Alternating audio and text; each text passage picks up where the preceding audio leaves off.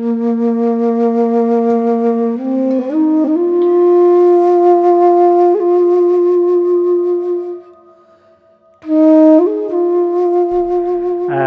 I remember I first time met him in Sakya itself, very long time ago.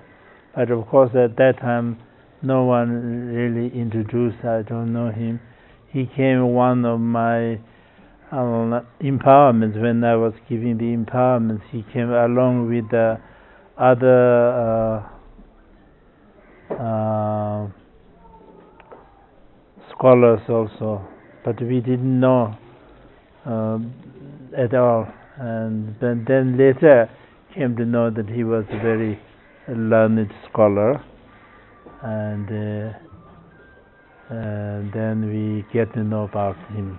And then after coming to India, of course, I met him many times in Sikkim, and then we heard all about his qualities, especially his great wisdom and the knowledge about generally all the teachings, and particularly the Vajrayana teachings.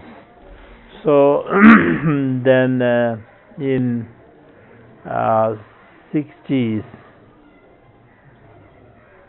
early 60s, then at that time I was residing in Mussoorie, so we invited him to come to Mussoorie, and then I had the fortune to receive innumerable teachings from him directly.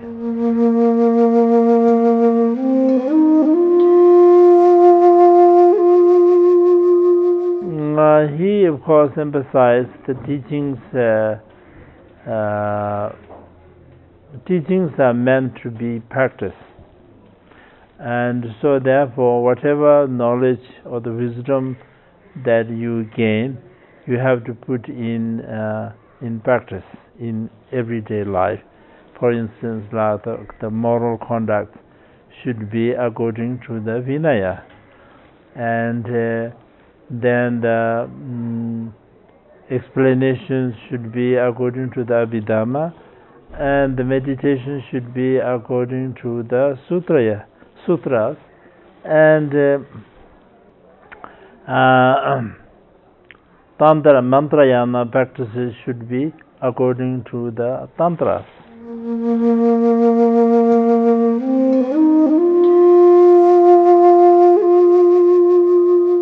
I think that his greatest contribution is that he,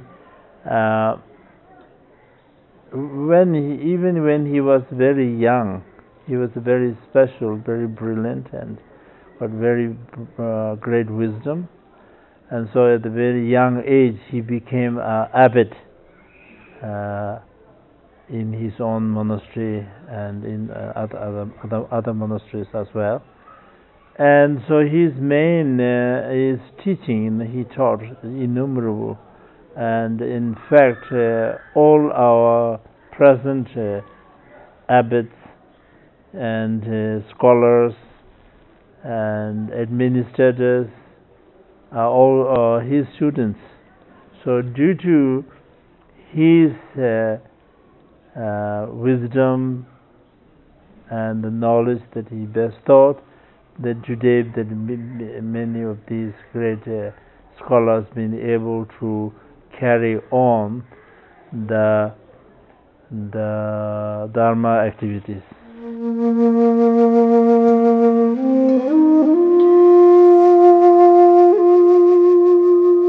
He always emphasized that whatever practice we should do, we must do it according to the teachings, not for the sake of fame, or not for the sake of any other reason. For instance, like, he is one of the few masters who emphasize that it is very important to practice Vajrayana teachings secretly.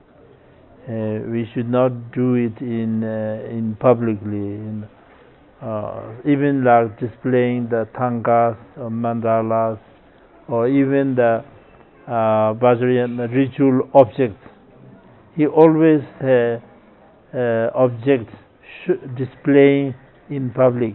It can be only display in the place where only those who have initiated can see or touch, not everyone. Whereas of course nowadays the Vajrayana objects are almost everywhere, but he always says it's very wrong to show all this to publicly.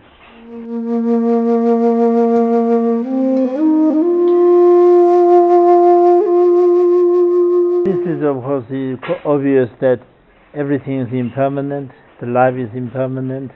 So even the great masters of course also, although in reality when you reach the noble stage, that you are beyond the fear of death and birth and old age and sickness and so on, but for the eyes of the common people still they show that passing away and so on. So of course this is a great lesson for us of impermanent. Everything is impermanent, our life is also impermanent, and so therefore we must make a very strong effort to put the Dharma practice in our everyday life.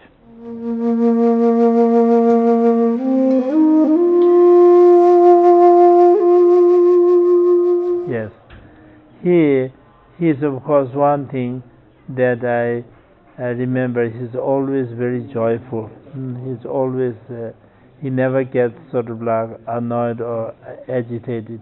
He's always very relaxed and joyful. He shares. He never sits like students and teachers. He always mixed with students as just like a friend.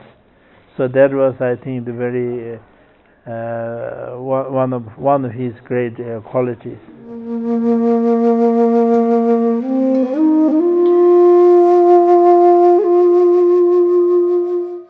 Khenchen Appy Rinpoche is a very, very special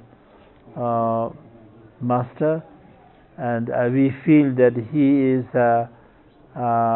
especially came at this time when the Dharma was kind of very degenerated, and so he came. So due to his blessing and the kindness, that being able to continue the steady contemplation, meditation, and the practice.